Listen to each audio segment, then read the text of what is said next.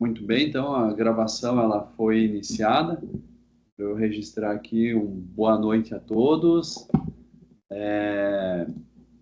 De acordo com o nosso cronograma de encontros, a disciplina de lógica de programação, vai se encaminhando, para o seu final aí do semestre, assim como outras que já encerraram, inclusive com provas, né?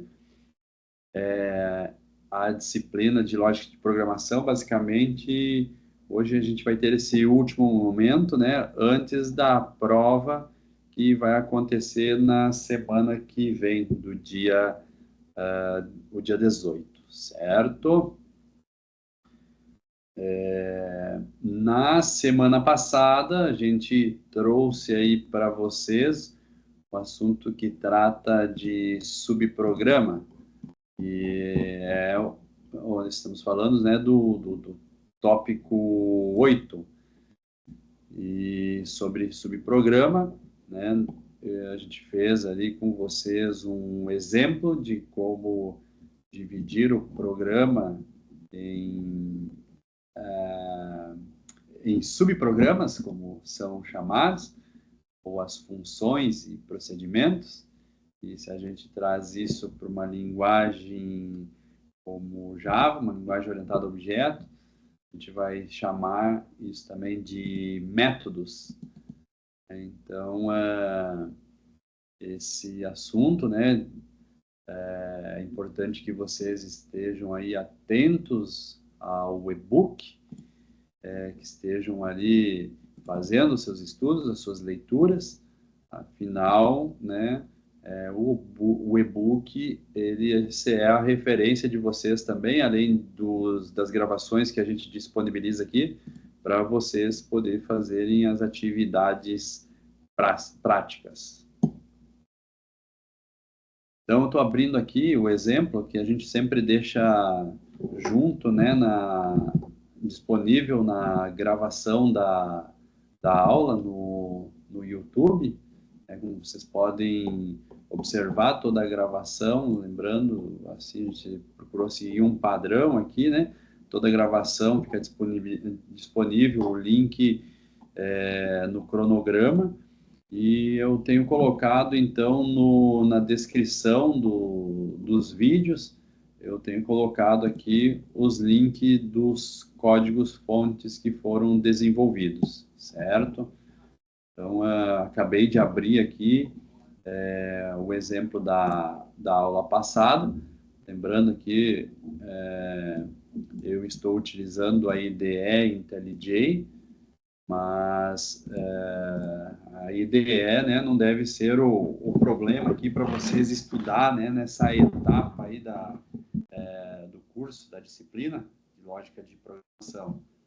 Acaba facilitando alguns processos aí, traz algumas facilidades de uso, tudo, né?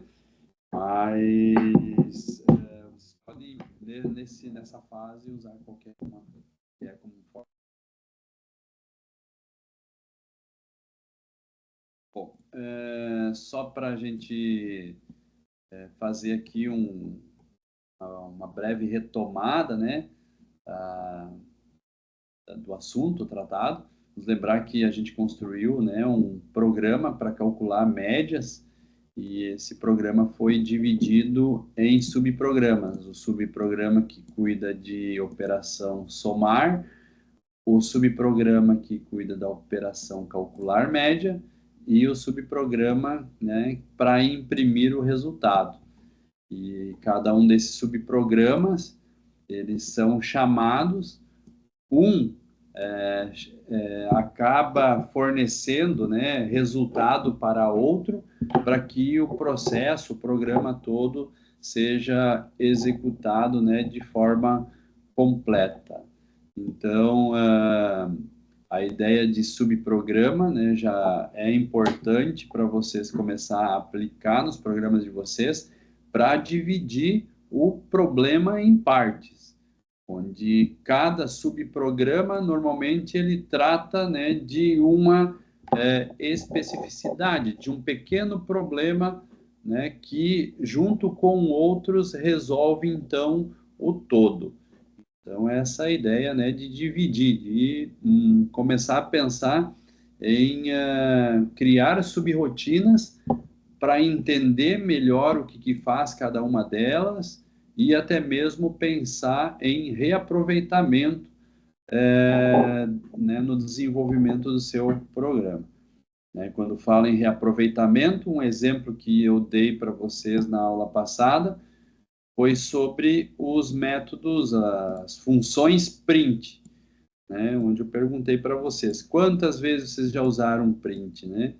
Então, print, ele é uma função aí da linguagem Java e alguém desenvolveu, cuidou de resolver um problema, que é o de pegar uma mensagem e exibir essa mensagem na tela, e você passa a usar essa rotina quantas vezes você bem desejar, desde que você saiba fazer a chamada correta. O que é chamar, né?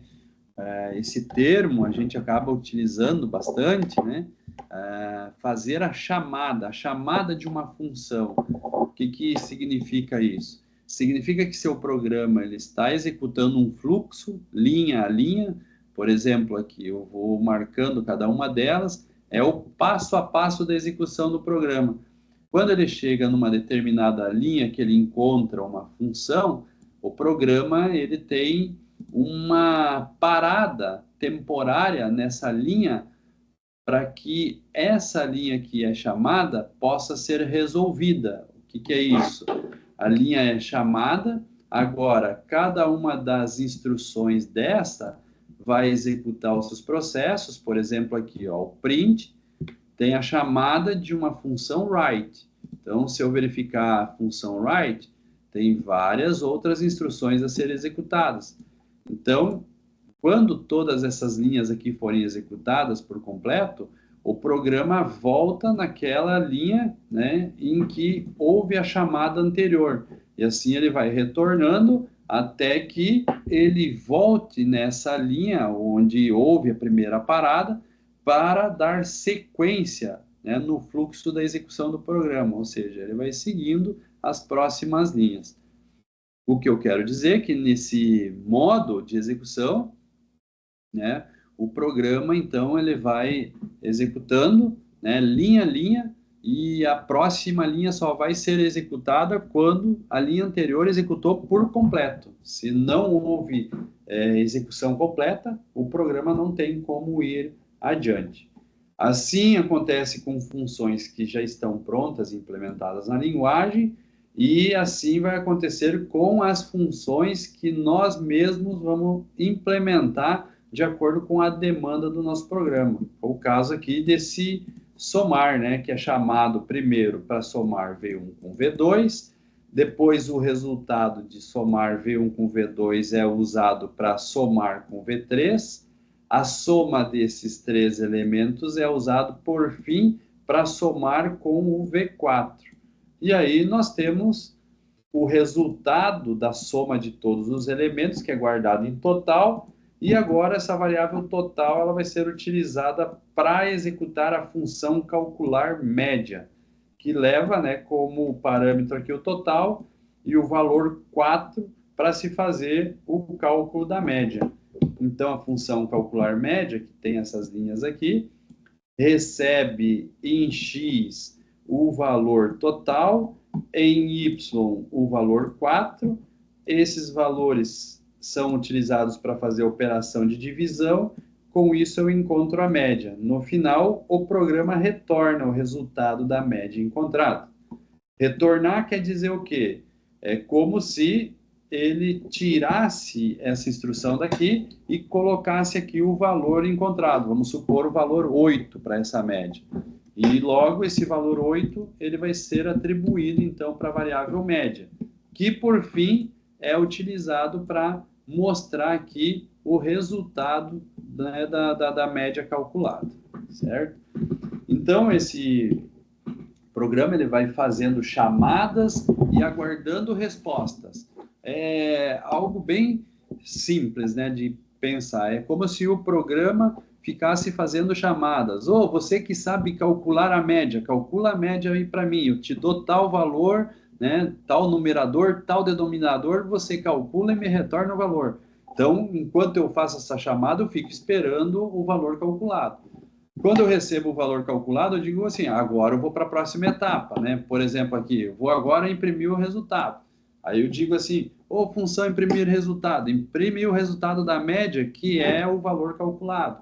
Aí chama-se a função, né? Olha só, estou usando esse termo chamar, né? Chama-se a função, o valor é colocado temporariamente nessa variável, e aí, por fim, o valor ele é impresso pela função println, certo?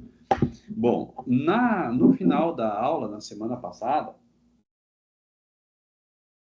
o tempo ele ficou um pouco justo aí já no final, mas acho que até falei para vocês, ó, me lembro de eu falar de um assunto aí, que é o tempo de vida de variáveis e também do escopo de variável, certo?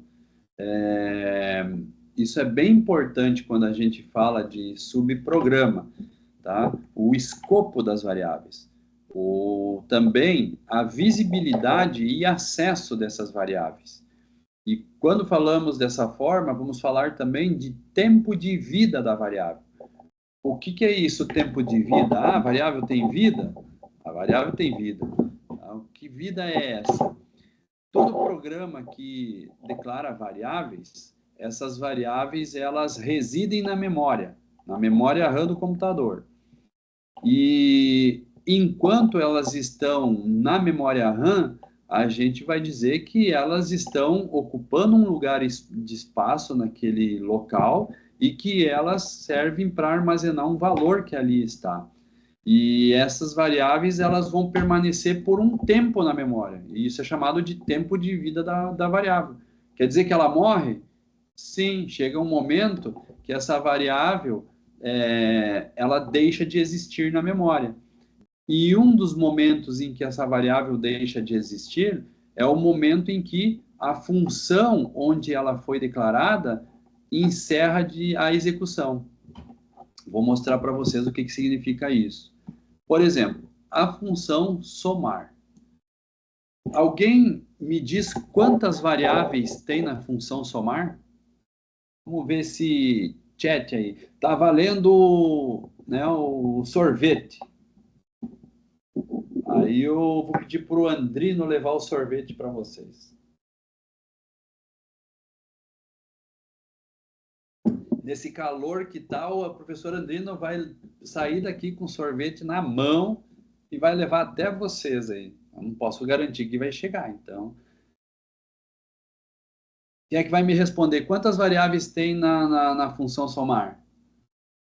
O Josimar está falando em 3. Alguém dá mais? Alguém não pode pagar essa conta? Todo mundo concorda com o Josimar?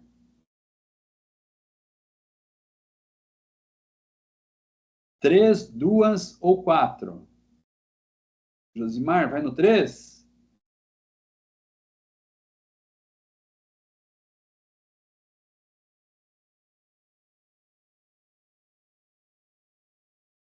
Mais alguém se arrisca?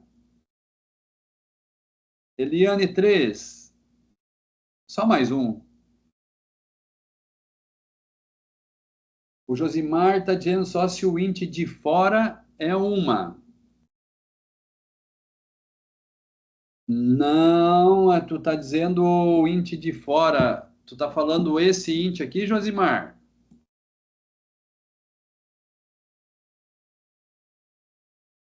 Ah, não, aí não. Então vou selecionar o bloco de novo aqui. Eu espero que pelo menos mais um responda. E o Anthony também 3. E o Guilherme 3. E eu acho que todo mundo já entendeu aí. Então é 3, fechou, né? Então é 3. Quais são elas? A função, ela começa nessa declaração public. Aí, ela tem parâmetros de entrada. Os parâmetros de entrada já são variáveis da função somar. que é as variáveis A e B. Então, temos duas. Aí a terceira qual é? Uma declaração interna entre aqui os blocos, o bloco da função, as chaves. Então, a variável soma é a terceira variável. Essas variáveis a gente vai chamar elas também de variáveis locais, certo? São variáveis locais. Isso quer dizer o quê? Essas variáveis, elas têm um acesso somente dentro da função somar. O que que é o dentro da função somar? Só entre essas chaves. Isso, para vocês entenderem, olha só, a variável soma, por exemplo, se eu colocar na função calcular média, ao invés de x, colocar a variável soma, tá? A gente vai ter um erro. Tá? O próprio pré-compilador da IDE já me avisa, ele deixa em vermelho, dá um destaque em vermelho, e também na IDE ele aponta um erro aqui em cima, ó, certo?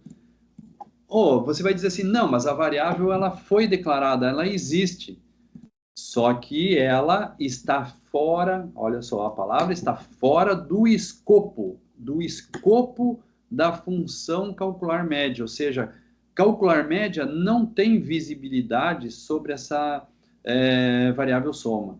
É como se cada uma dessas funções aqui fosse uma caixinha, e cada uma dessas caixas só pode ser acessada, né? O seu interior só pode ser acessado por aquela função. Então, você tem um limite de acesso. A variável soma, ela não é reconhecida fora da função. Então, aí, tu tem escopo, a visibilidade da variável, e você tem o tempo de vida agora também. Então, eu vou tirar a variável soma daqui para corrigir, vou devolver a variável x, tá? O que que é o tempo de vida? Quando a função somar for chamada, que essa função é carregada na memória, nesse momento a função somar ocupa um espaço na memória e junto com ela as variáveis A e B vai para a memória. Depois que essa operação A mais B for executado, ele cria uma terceira variável na memória, que é a variável soma, e aí chega no return, que é para retornar a operação. Chegou nesse ponto, todas as variáveis, a função encerra, né? E todas as variáveis soma A e B são eliminadas da memória. Então, isso é o tempo de vida, é um tempo de vida muito curto, né? E isso é ótimo, porque a gente vai gerenciar a quantidade de variáveis que a gente tem na memória. Tá? Então, somente as variáveis que realmente estão sendo utilizadas que vão estar na memória. Aquelas que foram usadas temporariamente, que foi o caso aqui só para fazer uma soma, elas passam a ser eliminadas. Mas o resultado da soma eu consigo manter se eu controlar isso no programa, certo? Agora vamos ver outra situação aqui, ó. Vamos supor aqui o seguinte. Deixa eu ver aqui uma situação. A variável média, certo? Olha só, eu vou selecionar aqui, ó, todos esses dois blocos e vou fazer a pergunta para vocês de novo aí. Quantas variáveis vocês estão vendo aí nesse bloco? Nesses dois blocos, quantas variáveis tem aí?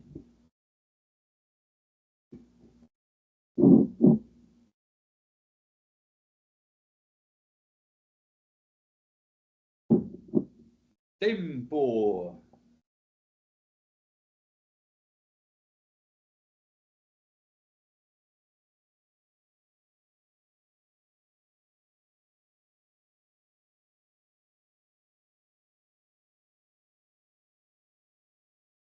O pessoal deve estar contando ainda.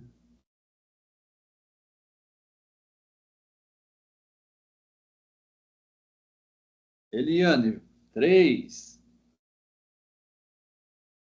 Pelo menos mais duas.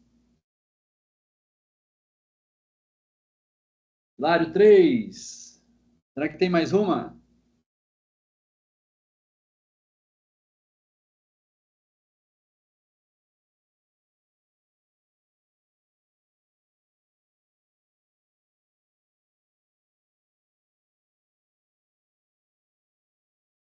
Mais uma, mais uma, mais uma.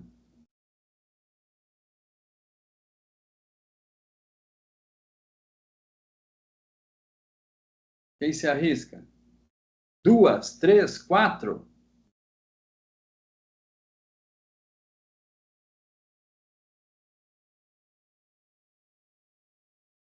Professor Andrino, precisamos dar uma injeção de ânimo nessa galera aí, professor Andrino. Não pode esquecer que cada variável tem uma função específica dentro daquele bloco, mesmo que os nomes sejam iguais em blocos diferentes. Se tem o mesmo nome, eles estão em blocos diferentes, elas são iguais ou é a mesma variável? A dúvida aí está na variável qual? Na variável média. É isso, professor? Aí! E com isso Atenção, atenção a esse detalhe. temos mais uma resposta, então, agora? Não, ainda, mas que coisa. Não esqueça que a variável média, quando ela sai daquela função calcular média, é como se ela deixasse de existir. Não é verdade? Quando eu tenho uma variável, uma outra variável, mas com o mesmo nome, é como se eu estivesse fazendo o quê? Tendo uma nova variável. Então, nós temos quantas variáveis aí nesses dois blocos? Aí! São quatro variáveis. Eu acho que o professor Andrino, né, deixou bem clara aí a situação, né? Então, é exatamente isso, né? Então, as variáveis x, y e média são variáveis da função calcular média. A função imprimir resultado, embora tenha uma variável de mesmo nome de calcular média aqui, que é a variável média, elas são diferentes, elas têm uma nova realidade, elas têm um novo escopo. E assim complementa também o Isaac, né? Com, com quatro variáveis aí, né? E é isso mesmo, né? Então não podem confundir. Essa variável média, ela tem uma realidade. Essa variável média é outra. Cada uma dentro do seu bloco de instrução. Eu fiz a pergunta justamente porque aparece variáveis de mesmo nome. O que para vocês, de repente, num primeiro momento, poderiam imaginar que são as mesmas variáveis. E não são. Assim como essa variável média aqui, na função main, é diferente. Tá? Então é diferente. E agora, assim, ó, rapidamente, eu vou mostrar para vocês essa situação de tempo de vida de variáveis, certo? Então, olha só, eu vou executar o programa no modo de depuração.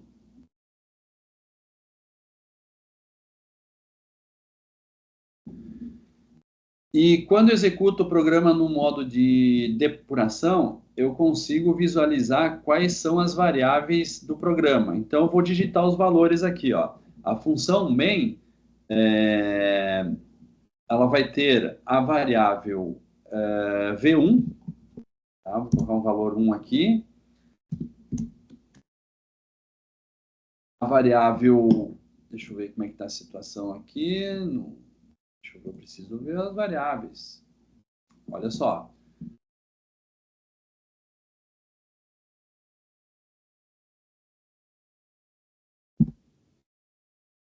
Console daqui.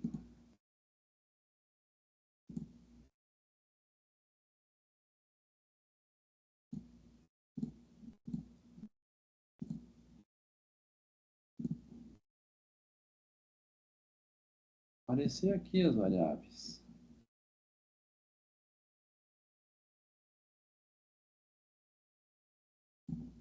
Deixa eu digitar os valores todos aqui para ver o que está acontecendo. Ah, tá aí. Tinha que registrar os valores. Então, olha só. Esse aqui é o conteúdo, né? Esse aqui é o conteúdo das variáveis que eu declarei no início, ó, V1, V2, V3 e V4. Essas variáveis elas estão na memória com os valores que foram dados de entrada, certo? E essas variáveis pertencem ao main. Agora, olha só o que vai acontecer, ó. Vai ser Calma aí que eu fiz errado aqui. Vou colocar de novo aqui. 1, 4, 5, 8. 1, 4, 5, 8. F7. Pressionei F8, ele executou toda a função. Ó, com F7, agora eu vou fazer a chamada dessa função somar aqui, ó, passando o valor de V1 e V2 para a variável A e B, olha só. Então, nesse momento, note que tem o main com V1, V2, V3, V4, e agora tem a função somar na memória, com as variáveis A1, A com valor 1, B com valor 4. A variável soma vai para a memória agora quando eu executar a próxima linha. Ó. Então, soma recebe a operação aqui de A mais B, né? Então, são 3 variáveis nesse momento na função somar. Note que o main, V1, V2, V3, V4, permanece na memória. Então, é um tempo de vida mais longo. As variáveis de main têm um tempo de vida mais longa. Aqui, agora, quando eu retornar o somar, vocês vão ver que essas variáveis vão sair dessa área. A função somar vai deixar de existir aqui. E isso dá essa ideia de tempo de vida mais curto. Ou seja, as variáveis foram usadas para um processo temporário e vão ser eliminadas nesse momento, ó. Então, ele voltou com o main e agora uma variável, o valor total dessa soma vai ser usada para chamar o próximo processo. Ó. Então, vocês vão ver que ele vai botar na memória de novo o somar, só que agora com 2 valores diferentes, A5 e B5. Né? O 5 aqui é a soma dos outros 2 resultados, das outras 2 variáveis. Aí ele cria a soma de novo, faz a operação temporariamente e elimina da memória. Devolve o resultado, que vai ser usado para somar agora A10 com B8. Cria a soma com o total 18, volta, e nesse momento, né, as variáveis de somar foram todas eliminadas. E ele vai criar a variável total agora na memória. Vocês vão ver que vai aparecer aqui embaixo. Ó. Vou aumentar um pouquinho. Ó. Agora que a variável total foi para a memória, para guardar o valor da soma de todos os valores, que é 18. Com isso, agora, ele vai executar o calcular média, passando o 18 e o 4. A variável média, temporariamente é criada na memória, com o resultado, né, da divisão de 18 por 4, que deu 4,5, e retorna esse valor. Nesse momento, as variáveis de calcular média foram eliminadas e a gente volta aqui para o main com as variáveis V1, V2, V3, V4 de total. E agora também a variável média, que vai para a memória. A variável média vai ser usada para imprimir o resultado. O método imprimir o resultado vai para a memória e aí a variável média é uma nova variável. Querem ver? Ó, tem essa variável média aqui e tem a variável média aqui do main. Ó. São 2 variáveis de nomes iguais, porém estão em locais diferentes da memória. Então, essa daqui vai ser usada para imprimir o resultado, imprime, né, mostra o resultado, e agora ela é eliminada da memória. Porém, o média que estava no main permanece. Permanece até quando? Até eu chegar nessa última linha agora que vai finalizar o programa, e aí sim, todas as variáveis serão eliminadas da memória, assim como o programa também terminará a execução dele. E aí o programa entrega aqui o resultado final. Tá? É isso que acontece, isso é bom também vocês começar a usar, né, de depurador para vocês ir vendo o que acontece em cada linha do programa, o que é guardado em cada variável e saber desses tempos, porque serão muito importantes, porque às vezes você faz o programa, você dá as entradas e na hora de imprimir o resultado está diferente. Agora, usando funções, às vezes o problema está dentro, né, num detalhe da implementação de uma função. Então, isso tem que observar. E a depuração vai ajudar bastante. Concorda aí, professor Andrino? Totalmente, professor. Ainda acrescento que essa situação, inclusive, ela gera uma outra característica benéfica, né, para a utilização dos subprogramas, né, que é a facilidade na manutenção do código. Exatamente. Certo, Exatamente.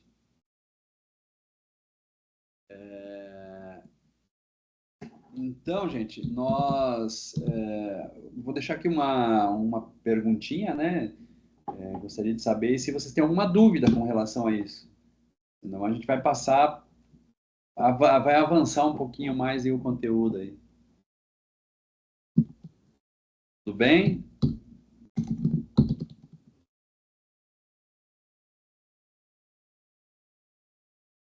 Vamos avançar então? Alguém quer fazer alguma pergunta?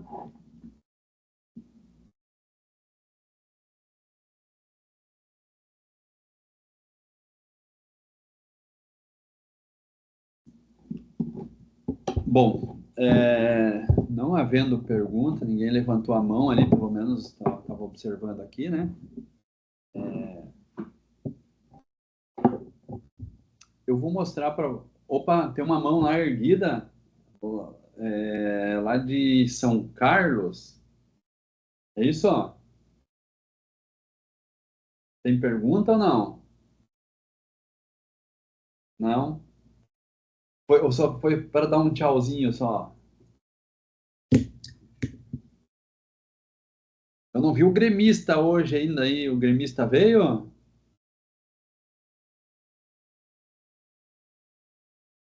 Ó, falou em gremista, ele fica todo faceirão lá. É comigo lá. Tô bem. Vamos lá, continuando. Então, gente, a ideia agora é mostrar para vocês, e aí vai ser importante, tá, pro trabalho, pro mão na massa, ó. O uso de funções que recebe como parâmetro, como argumento, né, da função, um vetor. Isso também vai ajudar vocês aí no entendimento, né, de passagem de parâmetro e também com relação às formas como a gente passa parâmetros, certo? Então, nós vamos lá. Vou criar aqui um novo projeto. Esse novo projeto eu vou chamar de projeto função com vetor. Muito bem.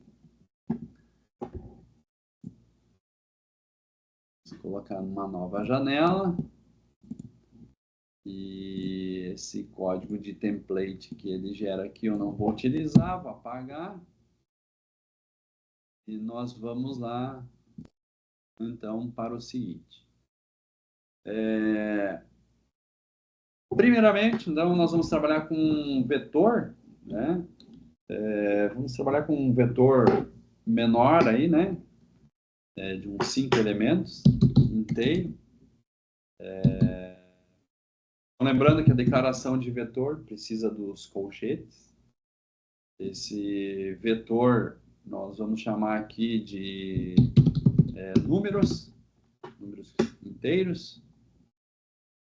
E aí a gente vai determinar aqui o tamanho desse vetor de 5 elementos. Vamos colocar aqui 6 elementos aqui por enquanto. Vou mostrar para vocês aí. Bom, a gente outro dia trabalhou com vetores e a gente resolveu todo o programa dentro do main. A gente calculou média dos vetores, era um vetor de notas, a gente calculou média, encontrou a maior e fez um monte de coisa com o vetor, tudo dentro do main. Né? Então, a ideia agora é mostrar para vocês aí como trabalhar com um vetor utilizando funções. Cada função, tá, com uma responsabilidade bem definida, certo? Então, nós vamos pensar no seguinte, nós temos aqui o vetor de números, eu quero números inteiros. Aí nós vamos fazer, então, uma função para fazer a entrada de dados do vetor, nós vamos fazer uma função para imprimir os dados do vetor, uma função para encontrar aí qual é o maior elemento do vetor e uma função para fazer a soma dos elementos do vetor. Acho que aí já tá bom. Tá? Então vamos lá. Eu poderia pensar em resolver esse problema tudo dentro do main, tá? Mas, como eu falei para vocês, o ideal é a gente começar a pensar em estratégias em subprogramas. E ao invés de fazer tudo, né, misturado numa mesma função, a gente define, né, uma função para cada uma das tarefas.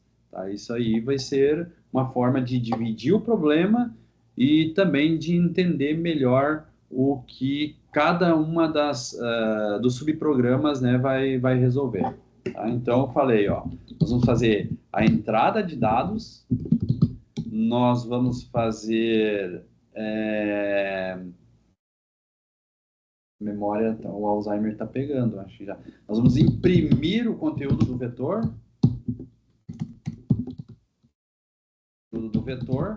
nós vamos encontrar o maior elemento e nós vamos também fazer a soma do conteúdo do vetor. Soma do conteúdo do vetor. Perfeito? São essas 4 rotinas aqui. Tá? Então,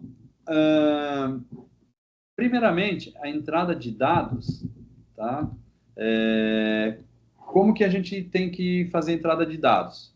A gente vai fazer lá o uso de scanner, a gente vai solicitar para o usuário informar cada um dos elementos, a gente vai guardar isso no vetor, e aí nós vamos atualizar o nosso vetor de números, certo?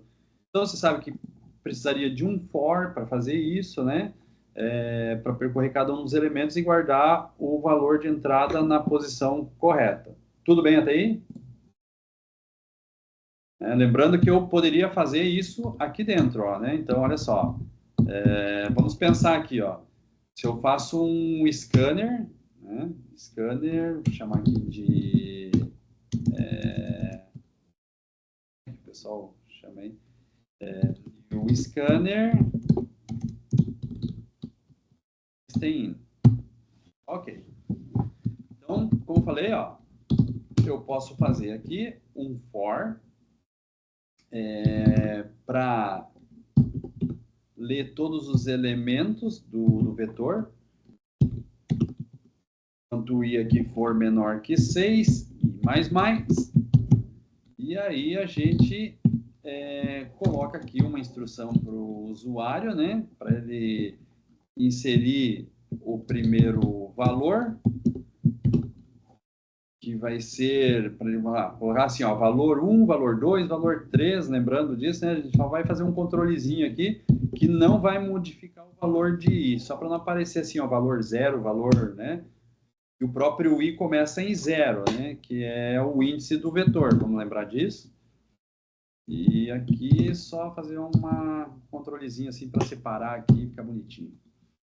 E aí, então, o vetor números no índice i, na posição i, né, ele vai receber o conteúdo que o usuário vai informar através do leia. Então, usando aqui um nextInt. Tá? Então, dessa forma aqui, vocês já saberiam fazer, pelo menos eu quero acreditar que sim, né? Assim como imprimir o conteúdo do vetor, que seria algo bem similar também, né? Só para imprimir, então, aqui, ó, o conteúdo do vetor com a variável números no índice.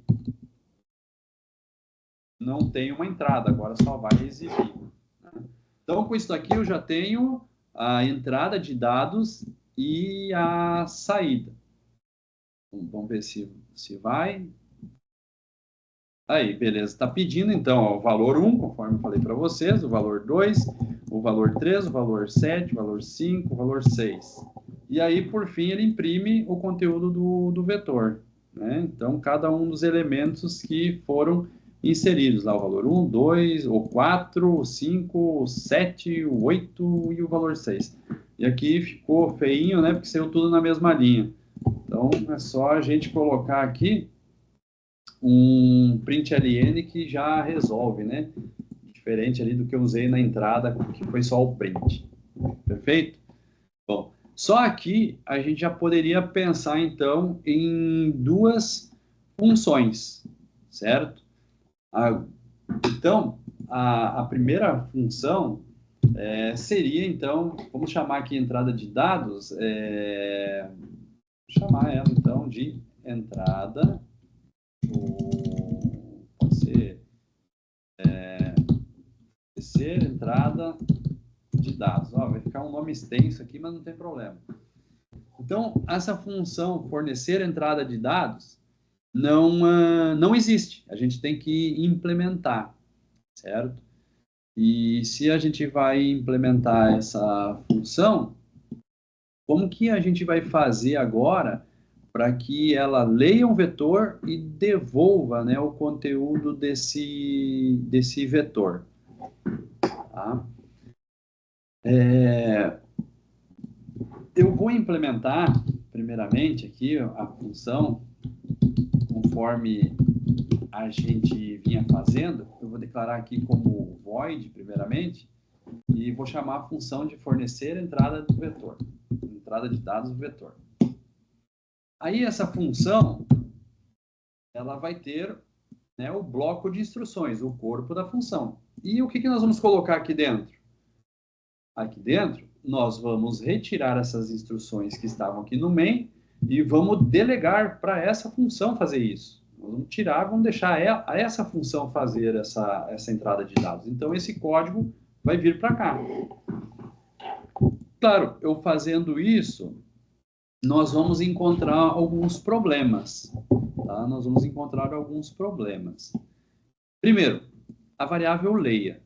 A variável leia, ela está no escopo de main.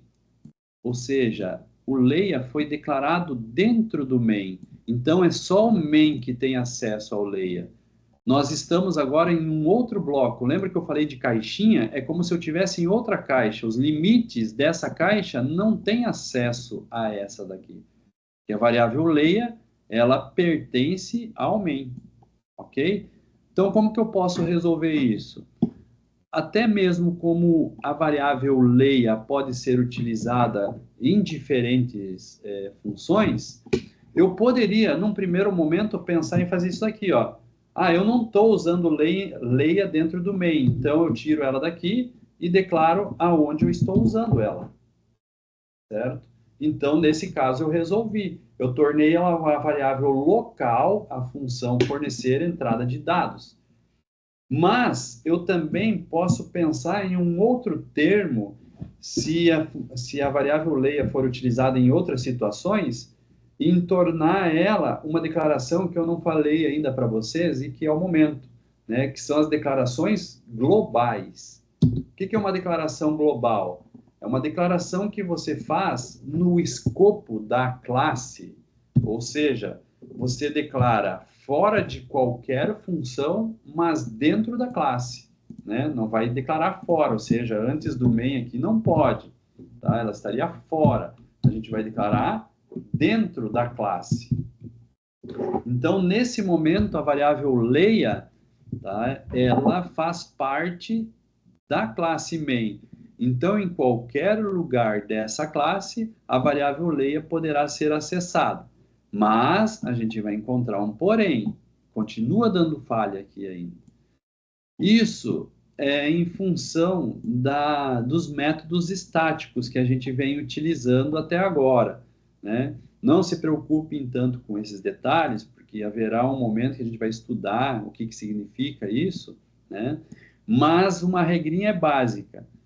Se os métodos são estáticos e eu quero acessar conteúdos globais, esses conteúdos também deverão ser estáticos. Então, a variável scanner aqui, variável leia do tipo scanner, deverá ser estática também. Tá? Então, é só uma regrinha. Mas antes a gente não declarou estático dentro do método main. situação era diferente, ela era uma variável local, agora eu tornei ela global. E aí vocês já vão ver que isso vai resolver, ó. Inclusive, a IDE também me ajuda a decifrar o que é estático, ó. Ele fica em itálico. E aí vocês já vão ver que existe um alt aqui, que está em itálico também, porque é estático também, tá? Então, essa é a ideia de variável global. Ela vai poder ser usada agora, eu vou mostrar para vocês, ó. Por exemplo, se eu declarar uma variável x aqui, ó, e colocar leia, né, next int. Olha só, com aquela única declaração, eu consigo acessar a lei agora, tanto em main quanto em fornecer entrada de dados, sem erro. Tá? Isso é chamado de variável global. Vou tirar isso daqui, que eu não vou precisar, foi só para exemplificar, certo? Perfeito. Agora nós temos um outro problema, a variável números. Tá com um erro aqui também, ó, tá vermelhinho, né? Os gremistas vão dizer assim, tudo que é vermelho é errado mesmo. Mas tudo bem. Não sei se entenderam a piada, mas tá tudo bem. Não sou comediante, não faço stand-up, mas às vezes eu tento. Não é fácil. Na verdade, a variável números, vocês agora vão conseguir entender a situação, não vão? Assim como leia, números também foi declarado dentro do main. Então, números só pode ser acessado dentro do main.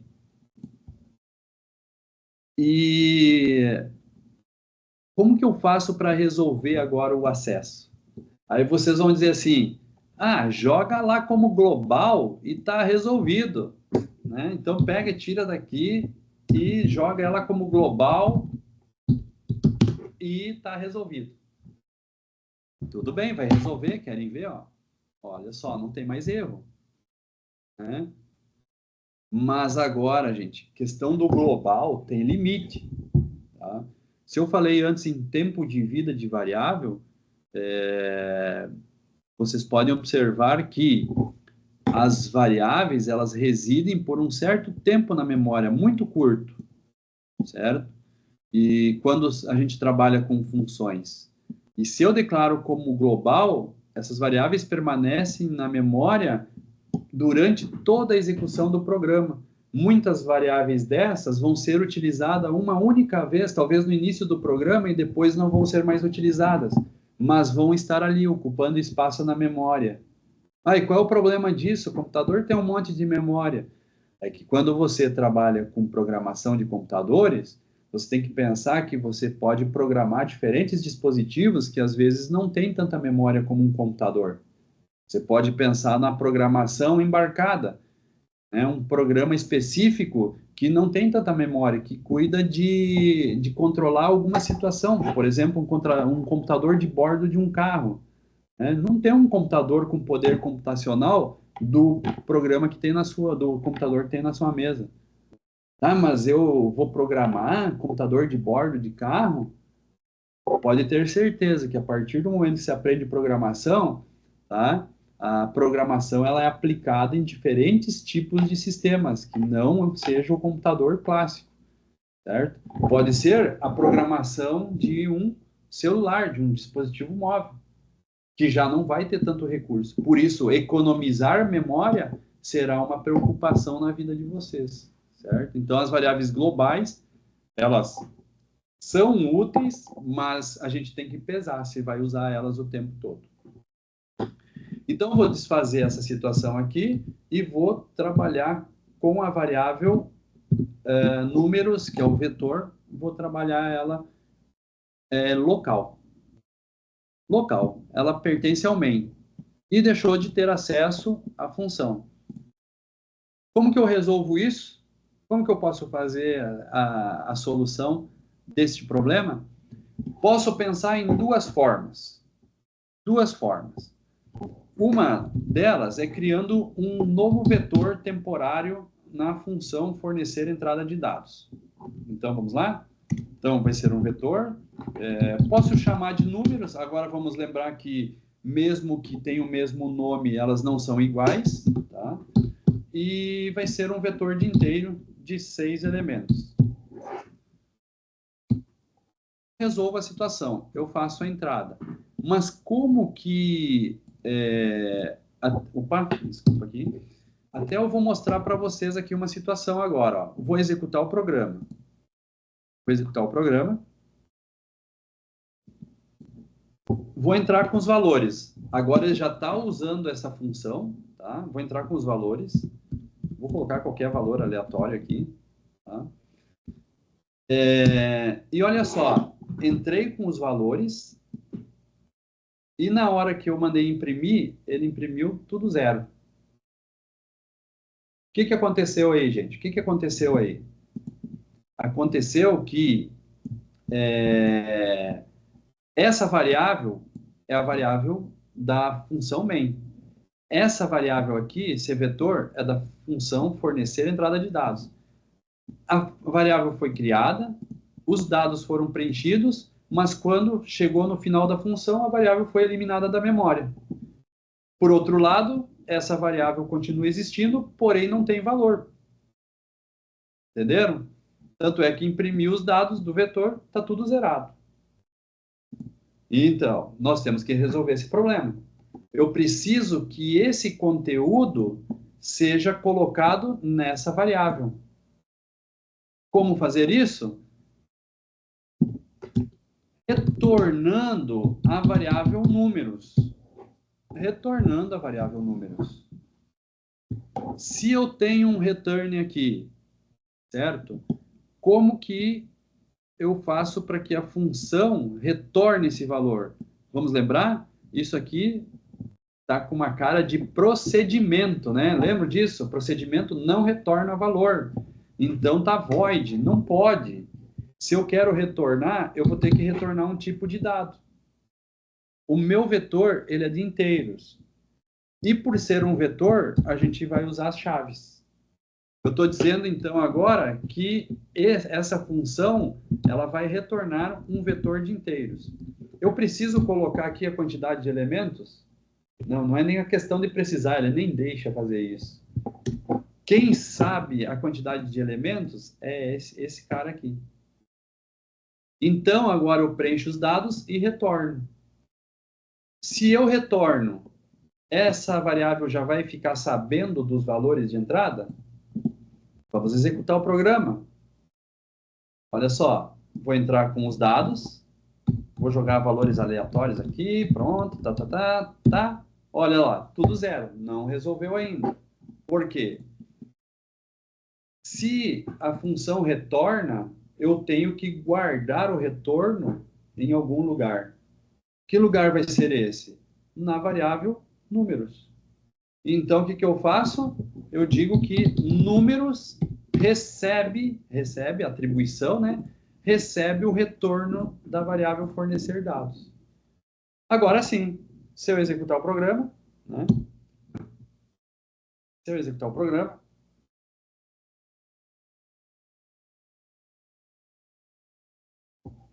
faço a entrada de dados, imprime os dados do vetor, tal qual foi feita a entrada. 458,752. Entenderam? Então, essa é uma forma. Tá?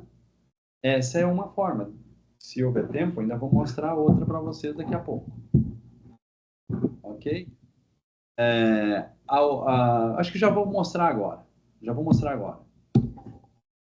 Eu vou, ao invés de fornecer a entrada de dados, vou gerar os números aleatoriamente.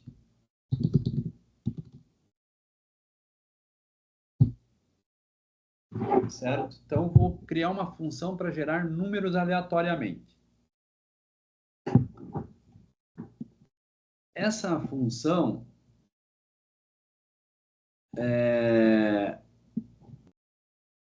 nós vamos fazer o seguinte.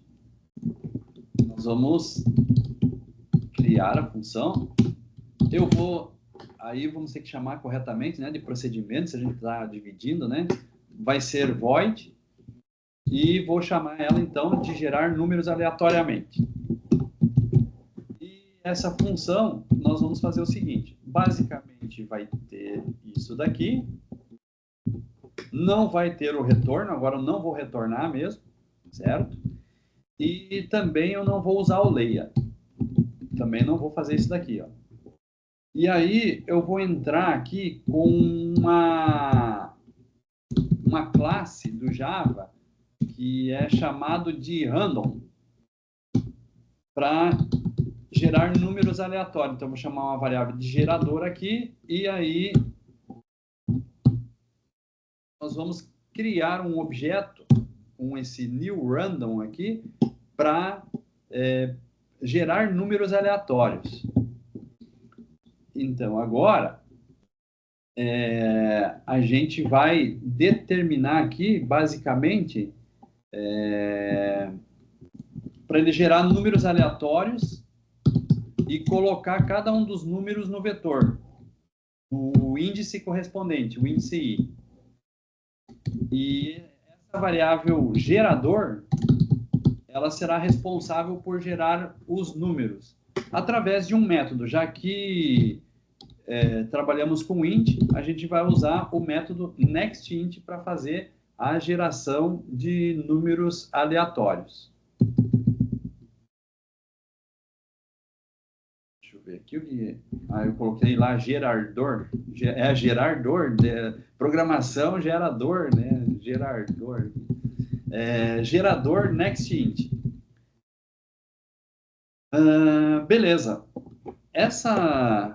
Essa função gerador, então ela gera números randomicamente, né? E esses números, eles podem ser negativos, podem ser positivos e dentro da faixa de inteiros. Na casa de bilhões aí, né? Aí nós podemos colocar um limite, por exemplo, se a gente quiser gerar números de 0 a 50, por exemplo. Então, você determina qual é o número maior que você quer. Então, digamos aqui, vai até o 50. Então, se você não colocar nada, ele vai gerar números na faixa dos inteiros, né? Então, são valores aí na casa dos bilhões aí, né?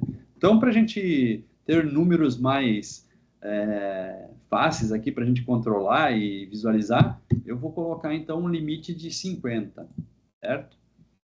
Beleza. Então, essa função aqui, né, o procedimento, né, vai gerar os números aleatoriamente, não vai pedir para o usuário. Beleza? Mas e agora? Eu não vou retornar o vetor. E como que esse vetor números vai ficar sabendo desses números aleatórios? Eu vou fazer o seguinte, eu vou passar esse vetor como parâmetro para a função. Vou passar um parâmetro aqui, ó. Eu vou mandar a variável para números. Por enquanto, eu vou comentar essa linha, vou tirar ela fora, porque vocês já viram funcionando a entrada ali, né, pelo usuário. Agora nós vamos fazer outra forma usando aleatoriamente. Então, beleza, eu vou mandar o vetor para o procedimento aqui, ó. Vou mandar como parâmetro. Se eu enviar como parâmetro, ele não pode ser vazio. Eu tenho que declarar uma variável aqui que receba o vetor. Então, eu vou colocar aqui que vai receber um vetor e o nome desse vetor. Vou chamar de números. Logo, se eu faço isso, eu não preciso da declaração dessa linha. Porque o vetor já foi declarado, né? Foi criado, tamanho de elementos dele, e o gerar números vai receber ele como parâmetro aqui e vai colocar nessa variável. Mesmo que tenham nomes iguais, elas são diferentes. E aí, então, essa função vai gerar os números aleatoriamente e já vai modificar o conteúdo do vetor. Vamos ver se isso realmente funciona? Olha lá, ó. Agora o usuário não digitou os valores e os números foram gerados aleatoriamente. para cada uma das posições do vetor. Certo? Bom, tudo aí tem uma explicação. Como que eu chamei o vetor, passei a variável, certo? A função preencheu os dados do vetor, terminou de executar essa variável que eu falei para vocês, ó, isso aqui é temporário, ele vai eliminar da memória. Como que essa variável permaneceu com os valores? Vamos lá, gente, eu vou fazer um exemplo rapidinho aqui, ó. Olha só, olha aqui comigo, ó. Mudar, olha só, vou criar uma variável aqui, ó, int a, certo? Int a. Vou definir o valor de a, 10. Perfeito? 10, a vale 10. Estamos na função main, beleza? Eu vou chamar aqui, ó, de mudar a e vou passar a variável a como parâmetro. A seguir, vou fazer um print aqui na variável a. Vou até fazer um antes. A igual mais a e assim, ó, a antes, a depois.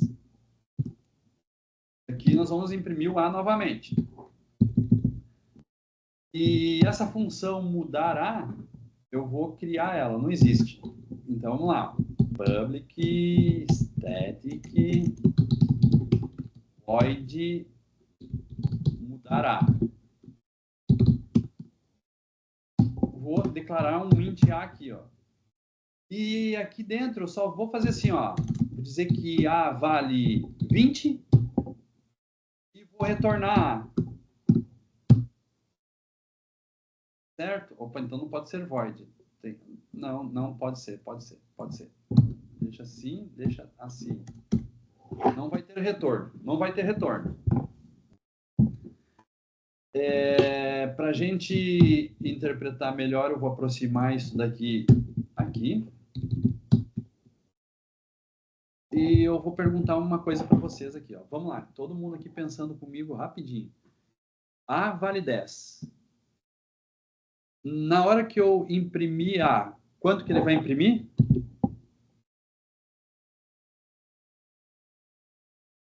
Olhando para esse código, qual o valor de A que ele vai imprimir aí? Então, vamos lá. Eliane Perfeito mandou 10, é isso aí. Agora, eu vou chamar o procedimento mudar A. Certo? Então, o procedimento mudar A vai ser chamado. Aquele 10 vem para essa variável. Olha só como é que eu vou falar. O A vai receber 20. E vai terminar o programa, o subprograma. Isso quer dizer que ele volta para cá. Para então imprimir o A depois. Qual será o valor de A depois? Quem canta a pedra aí?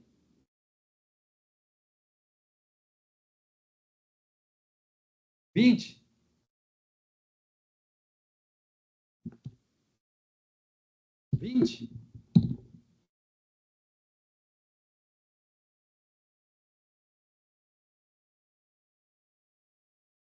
Então, gente, eu estou olhando, ao mesmo tempo que eu estou olhando as respostas aqui, eu estou olhando para o relógio também, eu estou preocupado. Tá? Eu queria mostrar mais algumas coisinhas para vocês ali, eu vou ter que ser mais breve. Tá? Mas não é 20. Tá? Será o mesmo 10. Mas como assim? A vale 10, imprimiu 10, mudou o A. E aí chamou a função, o A valeu 20. Só que aqui, gente, anotem aí, ou depois assista a gravação. Isso aqui tem nome. Passagem de parâmetro por valor. E depois a gente vai ver passagem de parâmetro por referência. Tá? O que é passagem de parâmetro por valor? Você está passando uma cópia do conteúdo da variável. Ou seja, uma cópia do valor de A vai ser passado para a variável A, que é diferente. O nome é igual, mas são variáveis que estão em áreas distintas da memória.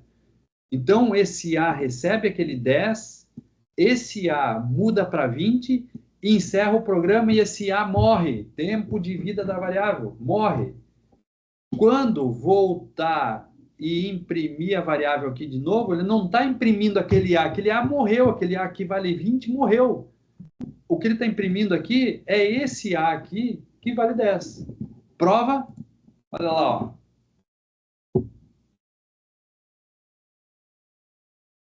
A antes, A depois. Sim, mas e se eu quero o valor atualizado? Aí, no caso de passagem de parâmetro por valor, vou colocar aqui, ó. Passagem de parâmetro.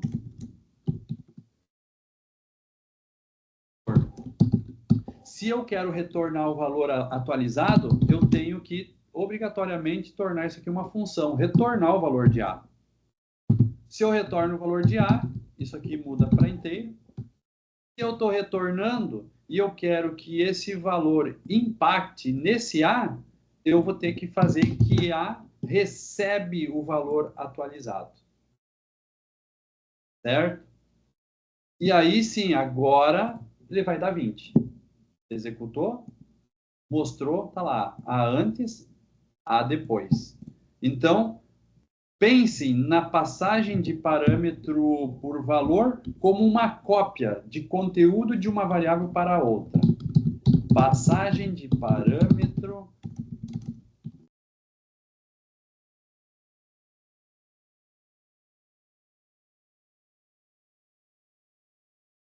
Muito bem. E qual é o outro tipo de passagem de parâmetro? É esse caso aqui, ó.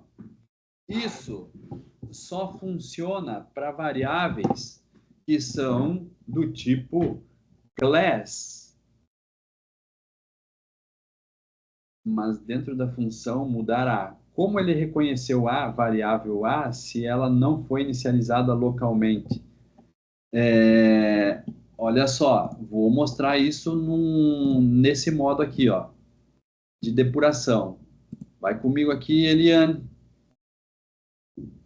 Olha só, o A recebe 10. Vamos ver o conteúdo de A? A é 10, mas dentro do main. A do main. Agora, o mudará vai ser chamado, levando o conteúdo de A. Ó, o conteúdo de A é colocado nessa variável aqui, temporariamente. Vamos ver, ó. O mudará, esse A é 10, é diferente desse A aqui, ó. São dois As, ó. O A de mudar e o A de main. Agora, o mudará, a variável A, ela vai receber o valor 20, ó. Então, você vai ver que o A atualizou para 20 em mudar A. O A de main não mudou, permaneceu 10. Certo? Aí, agora, se eu retornar o valor e atribuir para o A de main, é onde que ele vai mudar o valor de A de main. Não sei se era essa a dúvida.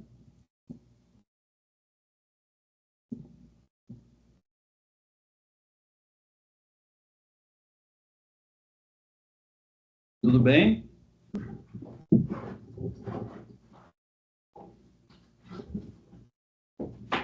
Ok. Então, gente.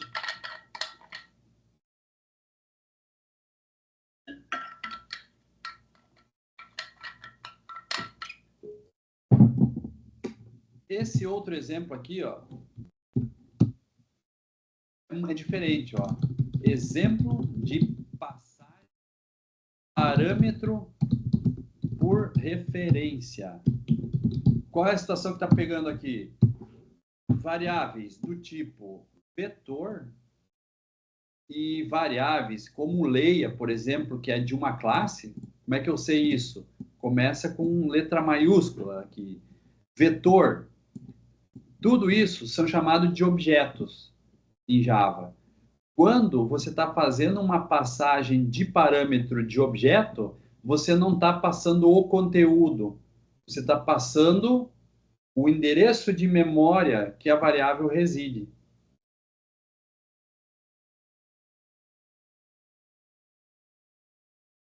Tem uma pergunta para mim voltar ali. Então, ele inicializou o A no main.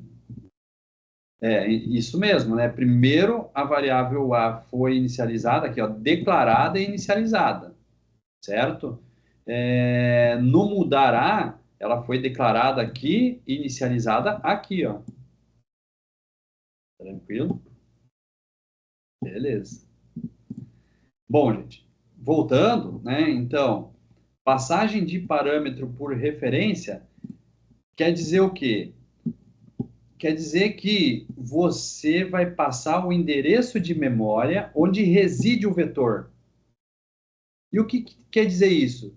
Quer dizer que o método, a função gerar número aqui, vai gerar os números, vai atualizar a variável números, que é um vetor, e essa atualização aqui impacta diretamente nessa variável aqui, ó, que foi passada como parâmetro para a função, certo?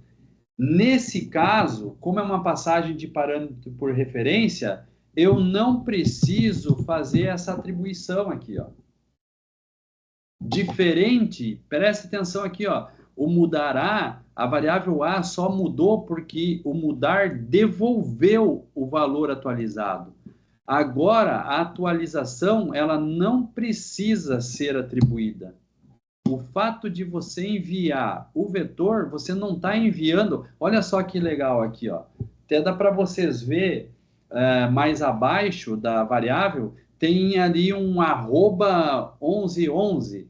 Na verdade, isso aí quer dizer que é o endereço de memória da variável. Vocês vão ver que esse mesmo arroba 1111 vai aparecer se eu clicar aqui na hora de executar, ó. Olha ali, ó. É o endereço de memória do vetor. Então, tudo o que acontecer dentro dessa função impacta diretamente nessa variável números aqui. E isso só é válido, anotem aí, gente, a gente vai estudar mais, né, no próximo semestre, mas isso só é válido para vetores e para tipos variáveis que são declaradas com classes e não com inteiros primitivos como esses aqui, certo? Então, por isso que eu chamando essa função, a variável números é atualizada nessa outra função aqui, sem colocar o return, eu consigo imprimir os dados do vetor atualizado. Tá? Essa é a diferença, tá? De passagem de parâmetro por valor e por referência. Vou seguindo em frente. Então, agora, nós temos a função aqui, imprimir, que está dentro do main ainda. Vamos transformar esse código aqui para fazer uma função, certo? Então, nós vamos criar a função imprimir. Imprimir o vetor, imprimir números. Enviar o vetor de números para a função imprimir e a função imprimir vai resolver esse código aqui, ó. Então vamos lá, ó. A função imprimir não existe, a gente vai criar o nome aqui, então, imprimir, e ela recebe um argumento que vai ser o vetor números. Tem que ser o mesmo nome? Não precisa. Poderia chamar de vetor aqui, por exemplo. Ó, vamos fazer assim, vamos dar um nome diferente para vocês acharem que é uma regra que tem que ser nomes iguais. Não precisa. O que precisa é um vetor, já que eu estou chamando aqui a função imprimir, passando um vetor, então ela precisa declarar que vai receber um vetor, que são os colchetes. Agora, aqui vem o for. Só que, claro, números agora não é mais conhecido, né? Eu chamei de vetor, então mudo para vetor. E fica resolvido, certo? Então tem uma nova função agora, olha só. Antes a gente tinha o fornecer entrada de dados, a gente comentou, para transformar num gerador de números aleatórios, certo? Agora a gente tem o imprimir, que é mais uma função, tudo gerenciado a partir do main. O main é que começa e ele que vai fazendo as chamadas. Olha só, se eu executar o programa, tá, vamos ter o mesmo efeito. Olha lá, imprimiu os números, né, a partir... Lembra que eu falava para vocês? Uma função acaba, né, criando dados, entradas, que vão ser utilizadas por outras funções. Então, essa aqui gerou os números, essa aqui vai cuidar de imprimir os números, e agora nós vamos fazer uma função aqui para encontrar o maior elemento. Certo? Então, uma função para encontrar o maior elemento. Como que seria a rotina para encontrar o maior elemento? Né? Isso requer uma variável, né? Uma variável que vai ser necessária aqui para assumir qual que é o maior elemento. Essa variável aqui, ao invés de iniciar com 0, porque se eu pensar em números negativos, isso poderia ser um problema. Então, eu vou assumir que essa variável, o maior elemento já é o primeiro elemento do vetor. Então, assumo que ela é o maior elemento. E agora a gente faz um for, percorrendo todos os elementos do vetor. Faço um for int, começando em 1, porque o 0 já assumi que seria o maior. E aí eu vou trabalhar aqui com o tamanho 6 e o i++ para percorrer cada um dos elementos do vetor. E aí a gente faz um ifzinho, né? Se a variável maior for maior que o vetor no índice i, eu encontrei um novo maior elemento. Então, esse novo maior elemento assume aqui o vetor de índice i, o elemento do índice i do vetor. E, por fim, eu mostro aqui qual é o maior elemento. O maior elemento, que vai ser a variável maior. Pronto. Né? Resolvido. Essa é a rotina do encontrar o maior elemento. Executei. O que é isso? 35, ele pegou menor. Olha só. O maior elemento é 15. Tá certo isso? Deixa eu ver aqui. Aqui eu queria fazer outra coisa aqui. Se é para testar o maior, eu quero fazer que o elemento de índice do vetor de números for maior que a variável maior, né? Eu poderia trocar o sinal ali, só botar menor, né? Já resolveria, menor e igual, ali já resolveria, mas eu prefiro fazer dessa maneira aqui. Então, se o elemento do vetor no índice for maior que a variável que eu iniciei como maior, e depois ele vai controlando isso, eu encontrei uma nova variável que tem o maior elemento. Agora sim, né? Executamos. Olha lá. Os valores 26, 32, 49, 1, 46, 28. O maior elemento, 49. Fechou. Tá? Então, essa é a lógica aqui para encontrar o maior elemento. Bom, e se eu quero transformar isso aqui agora numa função? Bora lá. Vamos chamar aqui de encontrar maior. Maior de quem? Do vetor de números. Essa função não existe. A gente vai criar. Vou fazer por partes aqui, né? Então, vou criar uma nova função. Ó. Public, static, por enquanto vou deixar void, encontrar maior elemento de um vetor chamado números. Vou manter o mesmo nome para não precisar trocar aqui as variáveis. E aquela rotina que eu desenvolvi lá no main, eu vou tirar ela, né? Vou tirar ela daqui e vou colocar aqui, então, no encontrar maior, certo? Se ela vai receber um vetor e vai encontrar um elemento que vai ser o maior, eu quero devolver isso, então vou retornar a variável maior. Logo, essa função que era void não pode ser void, né, o procedimento aqui vai retornar um inteiro. E agora, vai colchetes? Não vai colchete. Agora não vai, né? Porque eu vou retornar um elemento só. Então, um entre vários. E aí, eu tenho a variável maior. Se eu tenho a variável maior, olha só, a variável maior, ela não existe mais aqui, certo? E a variável maior, ela foi declarada localmente aqui, ó. Posso fazer da seguinte maneira. Ao invés de a função aqui, ela retorna, né? Eu posso fazer isso aqui, ó. Criar uma variável maior que recebe o retorno. E aí eu uso a variável para imprimir o maior elemento. Resolve.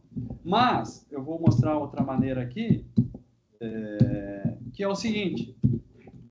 Eu posso fazer assim, ó. Mandar mostrar e já chamar a função. Aqui são duas etapas. Primeiro, chama a função, encontra o maior, devolve o valor, depois imprime a mensagem. Então, eu posso fazer dessa maneira aqui, ou posso fazer de uma forma simplificada, numa linha só. Correto? E eu tinha mais uma operação aqui, a soma do conteúdo do vetor. É basicamente encontrar maior. Acumula os valores, vou deixar para vocês treinar depois ali, fazer um exercício. Mas o que eu quero fazer agora é uma nova versão desse programa. E eu vou fazer isso em 10 minutos antes do intervalo para vocês e depois para a prova. Né? Eu vou salvar tudo isso aqui. E vou fazer uma cópia desse programa aqui. Ó. Aqui, projeto função vetor com menu de funções. Agora vai ficar legal. 10 minutos para fazer isso, não vai ser fácil, mas vamos lá. Muito bem. Muito bem, muito bem.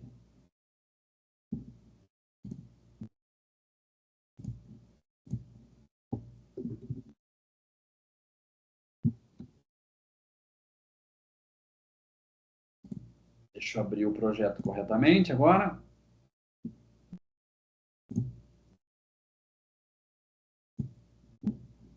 Um novo projeto aqui, pronto. Olha só, então o que eu quero fazer com vocês aqui? Ó?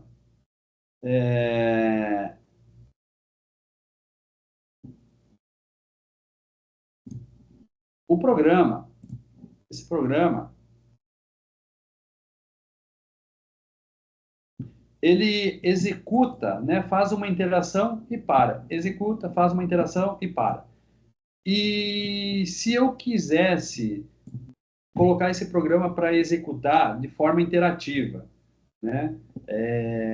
Fazer com que o programa execute até que o usuário saia dele, mas que ele tenha a possibilidade, por exemplo, de fornecer os dados de entrada, ou de gerar os números aleatoriamente, ou imprimir os números, ou encontrar o maior, ou verificar a soma do vetor, poder ficar iterando com o programa, num menu de opção. Né? Como que seria isso? Tá? Então, vamos lá.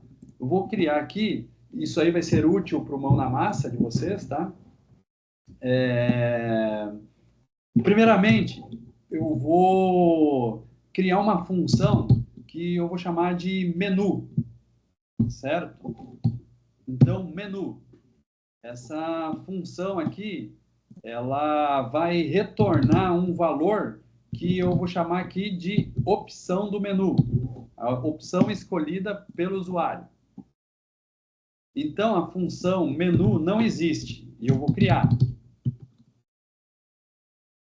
Vai retornar um inteiro e se chama menu. O que vai fazer essa função? Ela vai exibir opções de um menu. Opção 1. Vamos colocar assim, ó. Opção 1.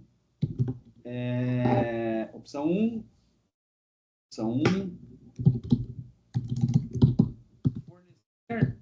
Fornecer entrada de dados.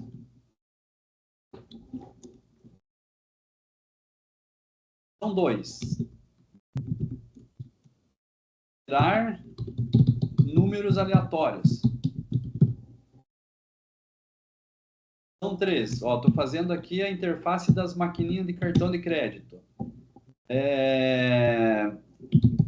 Mostrar vetor. 4. Encontrar o maior elemento. Opção 0. Sair. Pronto, aqui eu tenho as opções. Agora, vou criar uma variável.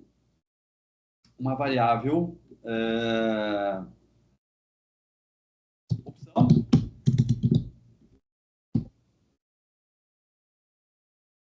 Mas antes, vou colocar uma orientação aqui para o usuário informar a opção. E a gente vai usar a variável layer, que é global, usando de um nextInt. E, por fim, a gente retorna a opção. Perfeito? Olha só o efeito que vai ter isso daqui, ó. Se eu executar o programa, né? Olha só, aparece um menu de opções para o usuário escolher. Então, se escolher o usuário vai fazer a entrada de dados. Se escolher 2, gera aleatoriamente. Vai chamar cada uma daquelas funções que a gente criou separadamente. Claro que aqui não vai fazer nada, porque eu só executei a função menu, mas não estou avaliando as opções. Então, a função menu vai me devolver a opção. E essa chamada ao menu, eu quero que seja executada por várias vezes. Então, eu quero que seja executada enquanto... Olha só, e voltamos ao do while, né? Enquanto a opção informada pelo usuário for diferente de 0. Quando for diferente de 0, o programa vai ficar fazendo uma interação. Digitou 0, o programa vai sair fora. Essa variável opção, olha só que interessante, ó. Ficou vermelho a opção aqui, ó. Porque, na verdade, variável local, ó. A variável opção foi declarada dentro do bloco do. Você está no while aqui, ele já está fora das instruções. Ou seja, essa variável não existe mais aqui, quando chegar aqui. Então, por isso, eu vou declarar ela fora do laço. Vou iniciar com 0 e vou tirar a declaração daqui, ó. Muito bem. E agora, o que a gente faz para que essa opção aqui do menu seja válida, né? Só vou mostrar aqui para vocês o que vai acontecer, ó. O menu ele vai ficar executando assim, ó. Tem as opções. Se eu digitar 1, ele volta a exibir o menu, ó. 2, 3, 4, tá? Se eu botar qualquer valor que não seja o 0, tá valendo. Se eu colocar 0, o menu para. Tá? Então, agora, para cada uma das opções do menu, a gente vai fazer aqui um comando switch. Olha só, né? Vamos retomar os conteúdos de aula aí anteriores, né? A gente vai fazer um comando switch e avaliar essa opção. E vamos fazer o seguinte: se a opção for 1, nós vamos fazer o quê?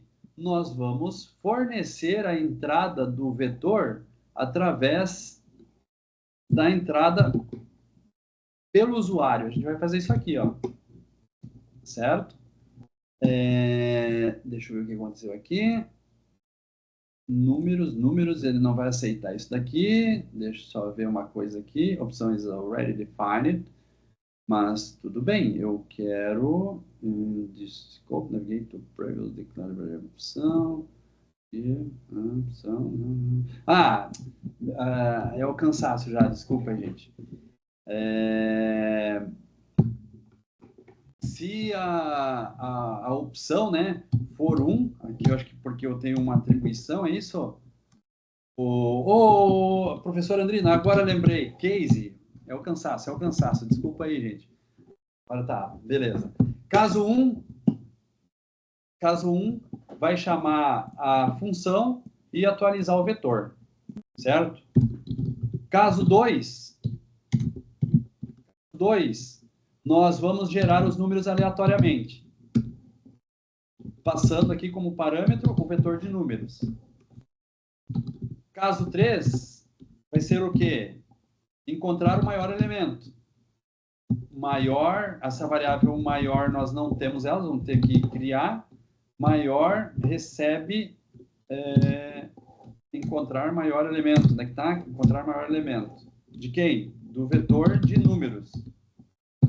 E aqui tem um porém, né? Se eu quero usar essa variável aqui, em outro lugar, eu não posso declarar ela aqui dentro. Então, eu vou declarar temporariamente aqui dentro do main, ó.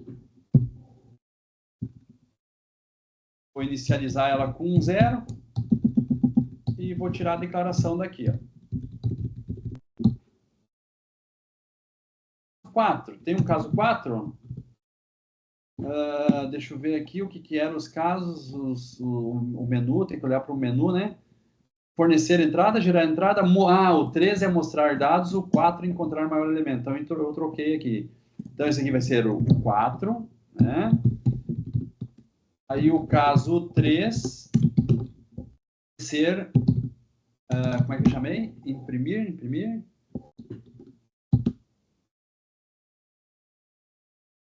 Perfeito. Aí, se nenhum desses números for, nenhuma das opções for digitada corretamente, a gente imprime aqui, opção inválida.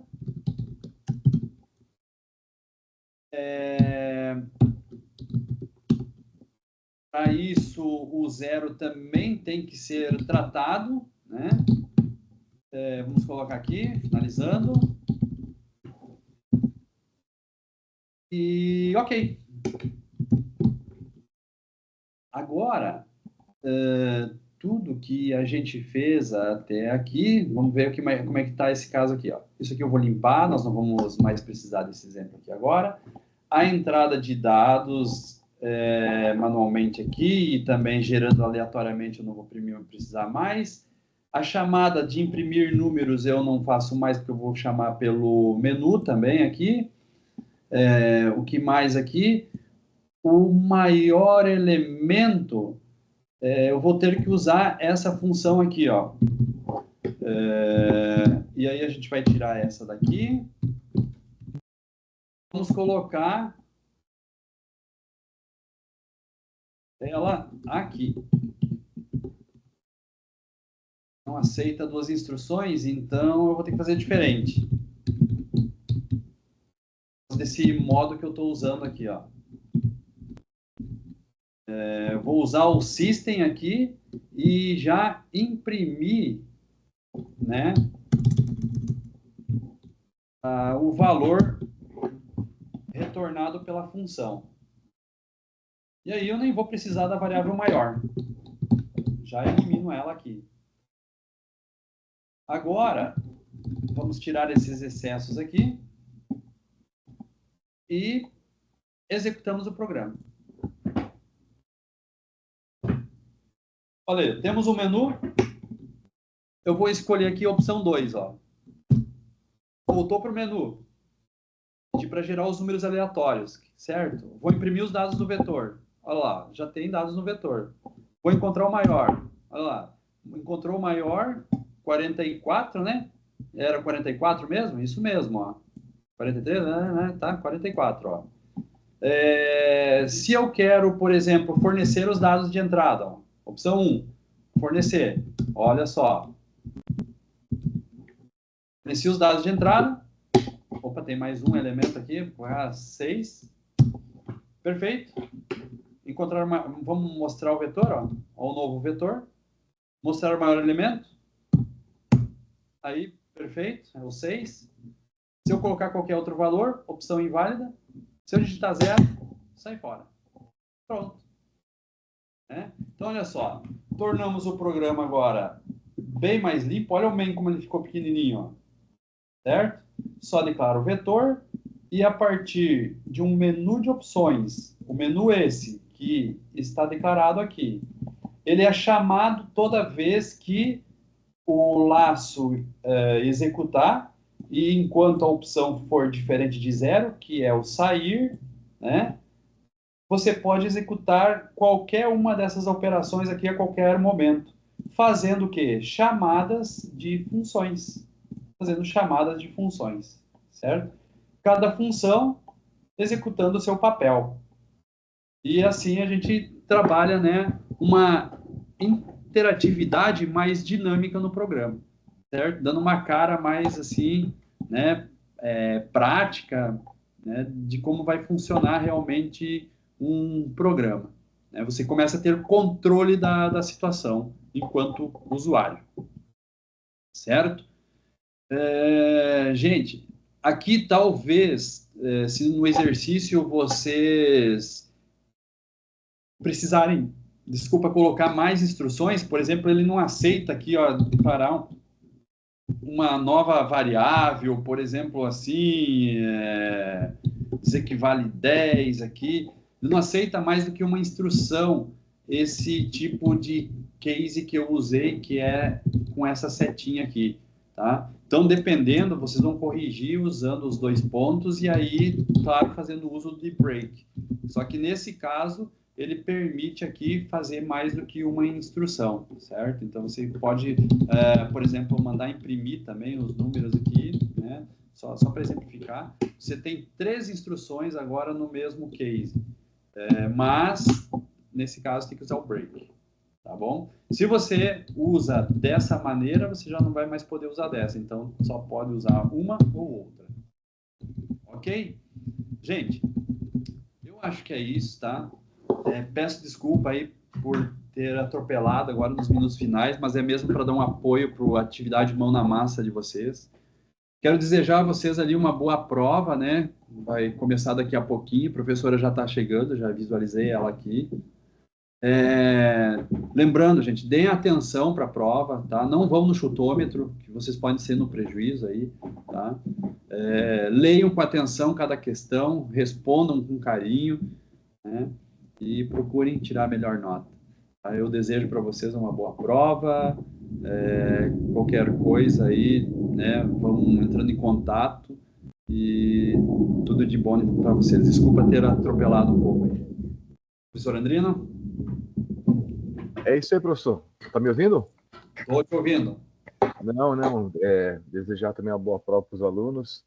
E uma recomendação sobre essa última parte que o professor Marcos Christian explicou, eu acho que foi interessante também, porque foi muita informação em tão pouco tempo, mas todas muito precisas e valiosas. Então, procurem, no caso de alguma dificuldade, pegar alguma parte, ver o vídeo, as explicações, dar uma pausa, codificar, praticar, traz uma experiência pessoal, façam experiências, que é muito importante, sabe?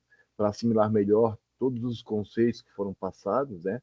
E técnicas também, tá certo? Que é na prática que vocês vão realmente adquirir, assim, um conhecimento muito mais efetivo, tá certo? É isso aí, pessoal. Um abraço para vocês, uma boa noite. Estou encerrando a gravação aqui, então.